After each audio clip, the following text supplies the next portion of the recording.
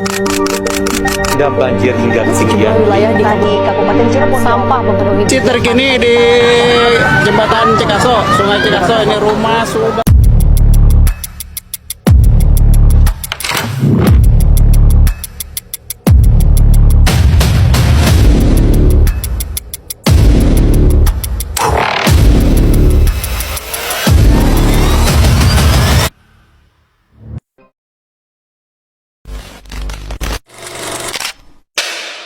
Assalamualaikum warahmatullahi wabarakatuh.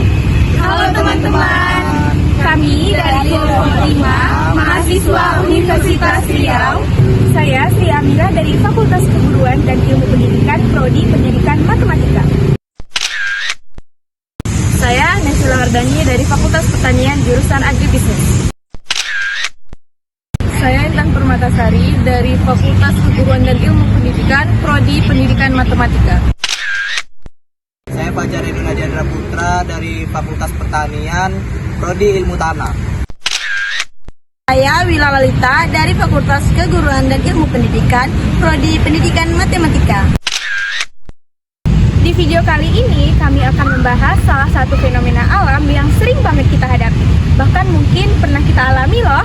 Banjir, kenapa bisa terjadi? Apa dampaknya? Apa akibat jangka pendek dan panjangnya? Dan bagaimana solusinya? Yuk simak video ini sampai akhir ya.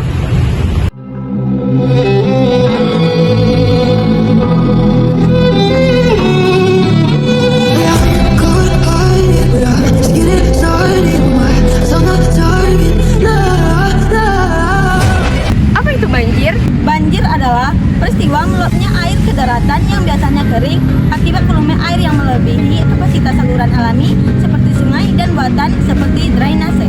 Lalu, apa saja ya jenis-jenis banjir? Banjir bandang. Bandang adalah banjir yang datang tiba-tiba dengan arus deras. Biasanya membawa lumpur, batu, dan pohon. Biasanya terjadi di daerah pegunungan atau lereng yang gundul. 2. Banjir rob. Nah, banjir rob merupakan banjir akibat pasang laut, yaitu naiknya permukaan air laut sehingga mendekati daratan, yaitu terutama di pesisir laut. 3. Banjir genangan. Banjir ini sangat sering terjadi di wilayah perkotaan. Banjir ini adalah banjir yang tinggi air relatif dangkal yang mengenangi permukaan tanah, jalan, pemukiman dalam waktu singkat, lalu surut kembali dalam beberapa jam. 4. Banjir sungai. Yaitu banjir yang terjadi ketika aliran sungai meluap karena hujan lebat atau kiriman air dari hulu. Nah, biasanya sering terjadi di sekitaran sungai. 5. Banjir urban. Yaitu banjir yang disebabkan oleh buruknya sistem drainase kota dan kurangnya resapan air sering terjadi meskipun hujan tak terlalu deras. 6. Banjir air hujan, yang murni disebabkan oleh curah hujan yang sangat tinggi dalam waktu yang singkat, sehingga tanah tak mampu lagi menyerap semuanya. Kira-kira kenapa ya banjir bisa terjadi? Nah, teman-teman, penyebab banjir itu ada 2 faktor loh. Curah hujan tinggi karena air hujan yang terlalu banyak dalam waktu singkat sehingga menyebabkan banjir.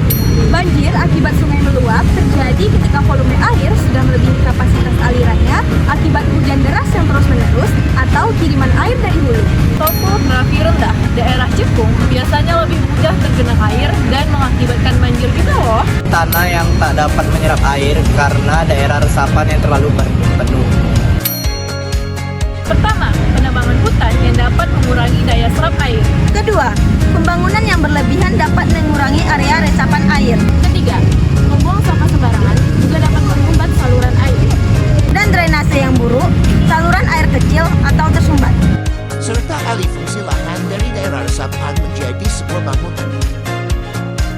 Banjir telah berdampak dan berakibat pada masyarakat, ekonomi, dan lingkungan.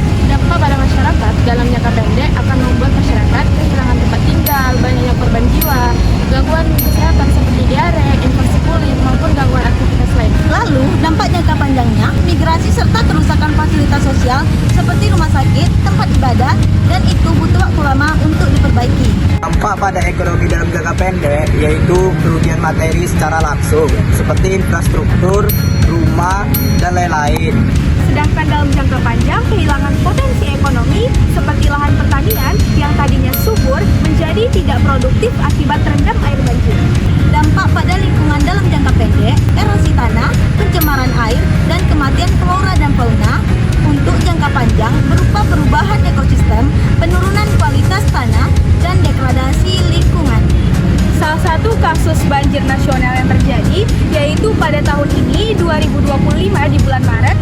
Jabodetabek. Nah, banjir di Jabodetabek ini disebabkan akibat cuaca ekstrim yang membuat meluapnya sungai-sungai utama seperti Ciliwung dan juga Bekasi. Sekitar 90.000 jiwa masyarakat mengungsi akibat banjir ini. Ketinggian airnya mencapai 2,5 meter yang menyebabkan kerugian ekonomi mencapai 1,69 triliun rupiah dengan sektor perumahan yang paling berdampak besar. Nah, pemerintah telah melakukan beberapa upaya dengan menyediakan posko darurat serta perbaikan infrastruktur akibat bencana ini. Lalu, untuk kasus kecelakaan yang terjadi di Sumbar, Mei 2024, banjir yang disebabkan oleh curah hujan yang tinggi maupun aliran lahar dingin dari Gunung Merapi, 67 orang dinyatakan meninggal, 20 orang dinyatakan hilang, dan 40.000 orang dinyatakan mengungsi. Juga kerusakan parah pada lahan pertanian dan infrastruktur seperti jembatan dan jalan. Upaya penanggulangan yang dilakukan oleh BNPB yaitu menetapkan status tanggap selama 14 hari dan menyalurkan bantuan sebanyak 3,2 M. Juga BMKG menetapkan operasi penyemaian untuk mengurangi curah hujan yang tinggi. Setelah banyak bencana banjir yang terjadi, lalu apa upaya pencegahan dan penanggulangannya? Upaya pencegahan dan penanggulangan yang dapat dilakukan diantaranya yaitu Melakukan reboisasi dan pembangunan drainase. Dengan mengedukasi masyarakat untuk tidak membuang sampah sembarangan. Pemerintah dapat membuat tanggul permanen pada daerah rawan banjir serta bangunan sarana prasarana fisik dengan dukungan teknis seperti waduk dan pompa air portable. Dengan melakukan beberapa upaya tersebut, banjir dapat dicegah dan diatasi agar tidak menimbulkan kerusakan pada lingkungan, ekonomi, dan masyarakat. Dari yang telah kami sampaikan, dapat disimpulkan bahwa banjir adalah peristiwa meluapnya air ke daratan yang biasanya kering. Banjir terjadi akibat perpaduan antara faktor alam dan manusia. Pencegahan banjir bisa dilakukan melalui kesadaran menjaga lingkungan, seperti tidak membuang sampah sembarangan, memperbanyak ruang resapan air. Dengan kepedulian bersama, banjir dapat diminimalisir.